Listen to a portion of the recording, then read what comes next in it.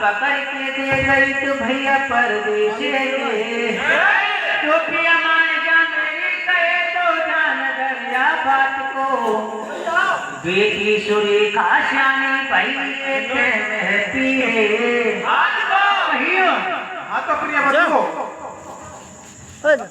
कथा का वृत्तांत उस जगह से है कि भगवान कृष्ण के भाई बलराम की लड़की सुरेखा ब्याह के योग हो जाते हैं और बलराम जी की पत्नी रेवती अपने प्रिय बलराम से कहने लगी कि बेटी सुरेखा ब्याह के योग है और कोई बढ़िया सा लड़का देखकर बेटी की शादी क्यों ना करे। प्रिय बंधु, बलराम जी नाई और ब्राह्मणों को बुला लेता है तो उसकी पत्नी रेवती कहने लगती है कि भटकने की जरूरत नहीं भैया, और तुम्हारे लिए की भारी हुई जगह है। तुम्हारी बुआ है कुंती और कुंती का बेटा अर्जुन, अरे अर्जुन के बेटा अभिमन्यु की शादी क्यों ना कर दे। प्रिय बंधु, नाई और ब्राह्मणों को सुरेखा बाई का टीका लेकर और हस्तिनापुर में अभिमन्यु के लिए भेज देते हैं।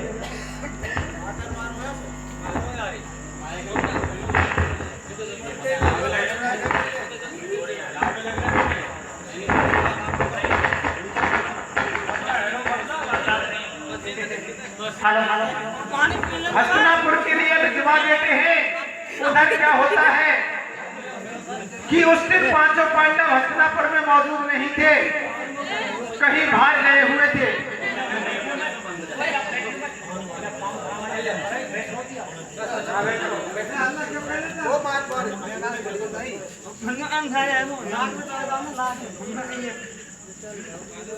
पांचों पांडव हस्तिनापुर में मौजूद नहीं थे, कहीं बाहर गए हुए थे।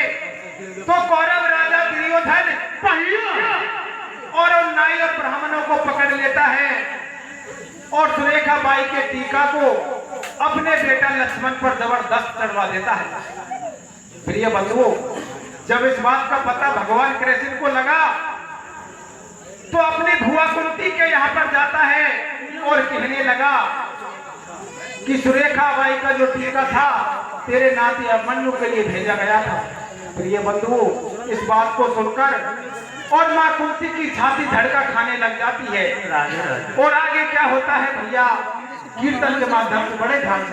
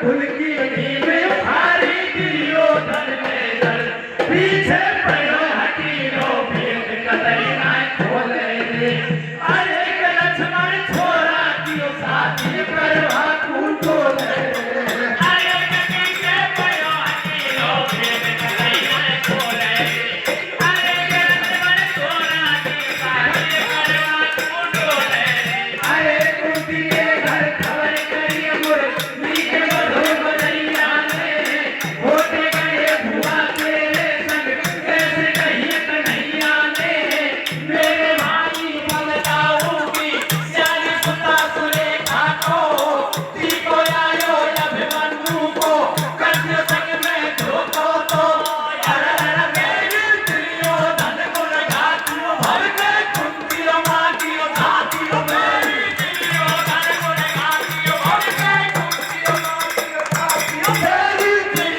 दुर्योधन को लगा दियो भर के कुंतियों माटियों धातियों मेरी दुर्योधन को लगा दियो भर के कुंतियों माटियों धातियों मेरे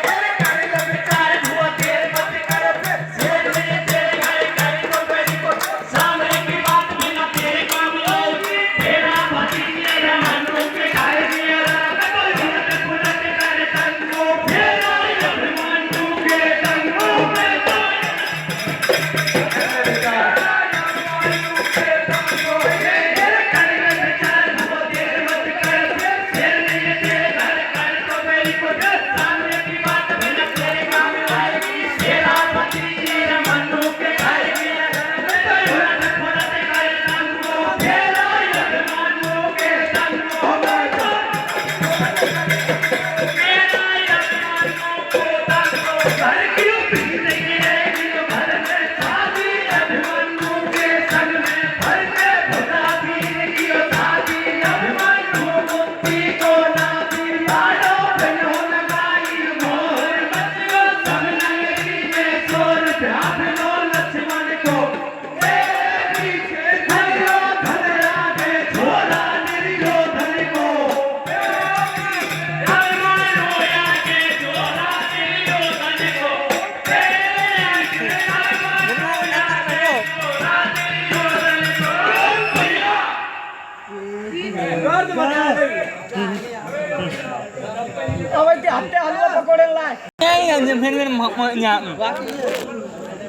हंजा झूम कर लेकर कृष्ण जन्माष्टमी के शुभ उपलक्ष्य में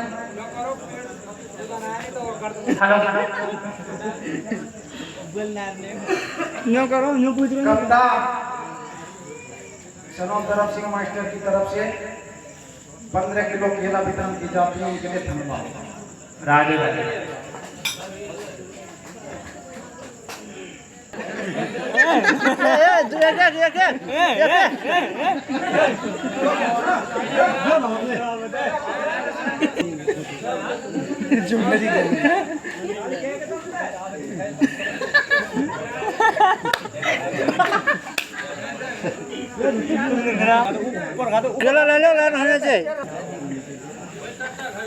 सुरेखा बाई के टीका को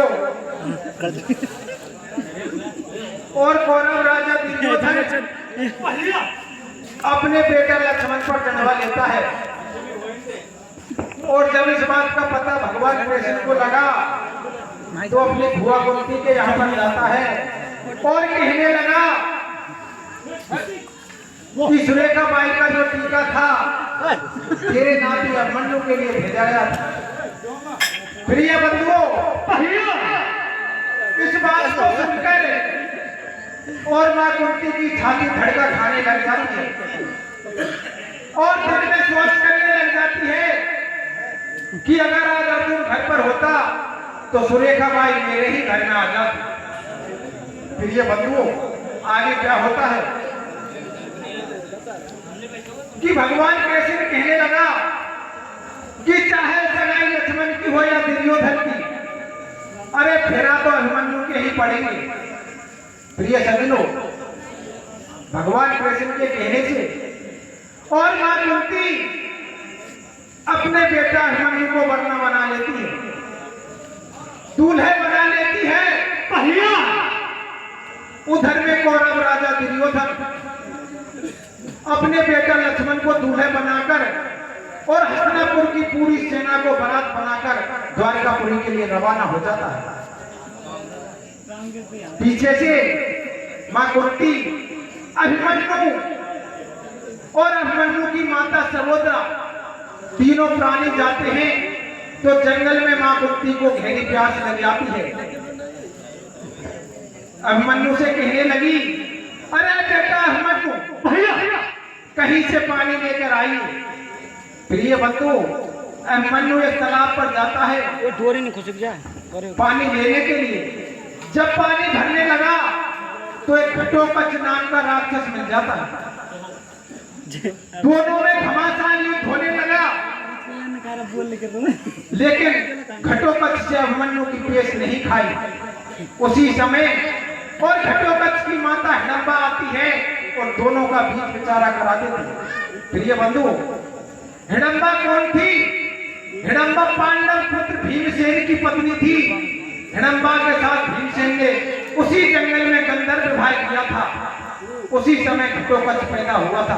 प्रिय सज्जनों, सकल से अभिमन्यु को हिडंबा पहचान जाती है और दोनों भाइयों का बीच विचारा करा देती है।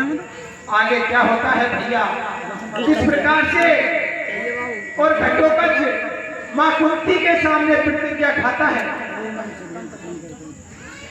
कि मैं असली भीमसेन का पुत्र नहीं, जो चाचा दुर्योधन के लिए सबक नहीं सिखाया और लाड़ी सुरेखा को अगर हस्तिनापुर में अभिमन्यु के लिए नहीं लाया तो जीवित घोड़ा नहीं दिखाऊंगा। प्रिय बंधुओं, इस बात को कहकर और अभिमन्यु के साथ घटोत्कच द्वारकापुरी के रवाना हो जाते हैं। आगे क्या होता है भैया, कीर्तन के माध्यम से बड़े ध्यान से सुनो। भैया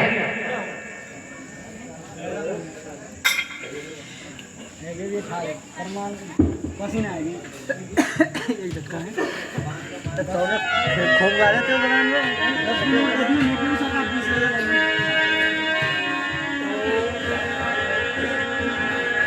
पांच गाई है उन्होंने, पांच।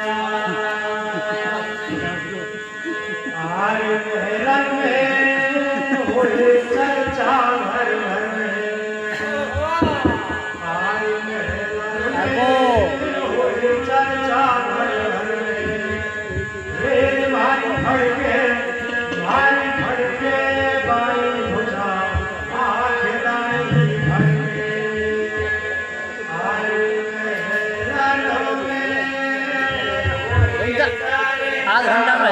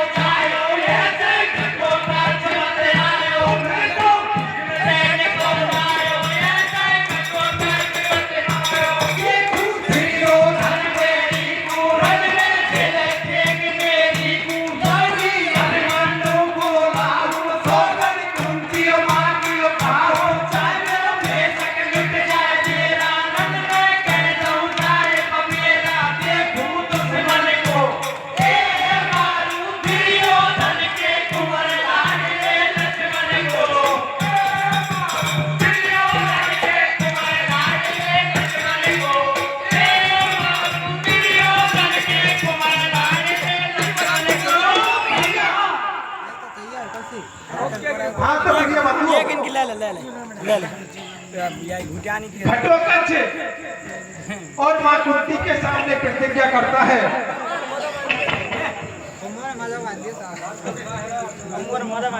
मां कुंती के सामने प्रतिज्ञा करता है कि असली भीम का तो मोबाइल है जो चाचा दुर्योधन के लिए सबक नहीं सिखाया और लाड़ी सुलेखा को अगर मैं हस्तिनापुर में अभिमन्यु के लिए नहीं लाया तो जीवित होना नहीं। प्रिय बंधु, इस प्रतिज्ञा को करके और दोनों भाई अभिमन्यु और घटोत्कच दोनों द्वारकापुरी के लिए चला जाता है। उधर क्या होता है भैया कि बलराम जी की जो लड़की थी सुरेखा बाई, उसके मन में भी यही लगी हुई थी कि मेरी शादी अर्जुन के बेटा अभिमन्यु के साथ में होनी चाहिए। सुरेखा बाई अपनी संग सहेलियों के साथ में और मां देवी का पूजन करने के लिए मंदिर में आती है।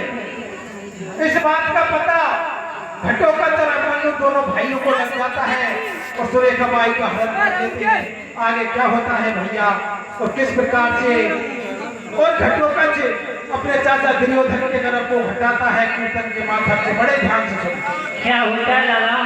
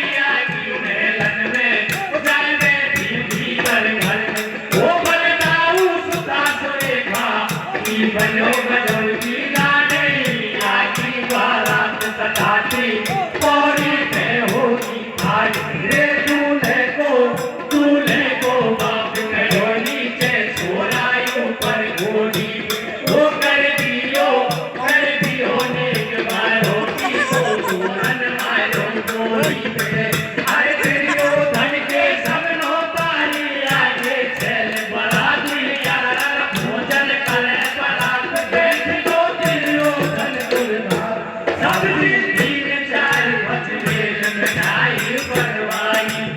अरे के संग में खीरे करती बेसी